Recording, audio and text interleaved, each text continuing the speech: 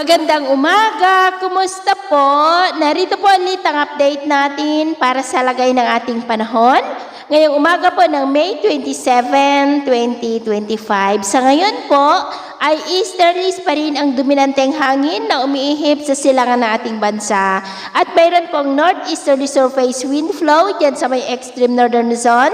At nakalabas na rin sa ating area of responsibility ang sama ng panahon na tinawag po na Invest 91W. At simula po bukas, posibleng magsimula na maramdaman sa kanluran po ng ating bansa ang mahinang daloy ng habagat at unti-unti po yan nalalakas.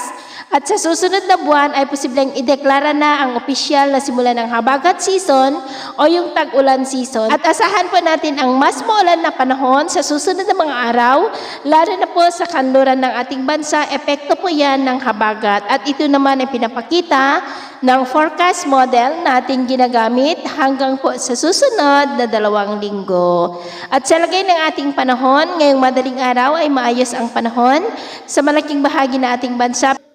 Pero may tsansa pa rin po ng mga isolated rain sa coastal areas ng Aurora, ilang bahagi po ng Calabarzon, Bicol Region, Marinduque, Calapan, Bohol, Cebu, Leyte, southern part ng Samar, Lanao Provinces at Misamis Oriental.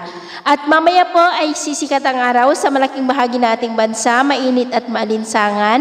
Pero may tsansa pa rin ng cloudy skies with isolated rain sa ilang bahagi ng Aurora, Quezon, Batangas, Legazpi, Sorsogon, Masbate, Capiz, at ilang bahagi po ng Palawan. At mamayang hapon, may tsansa pa rin ng cloudy skies with isolated rain sa ilang bahagi po ng ating bansa. Kaya kung lalabas tayo sa ating mga tahanan, ugaliin lamang po natin lagi ang magdala ng kahit anong panangga natin sa init ng araw at proteksyon na rin po sa mabiglaang buhos ng ulan.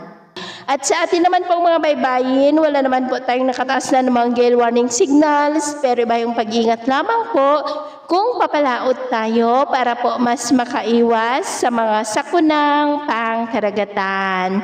So, yun muna ang latest update natin sa araw na ito. At pumili si James na nagsasabing sa kahit na pagsubok po na darating sa ating buhay, huwag po tayong mawawalan ng pag-asa. Thank you and God bless!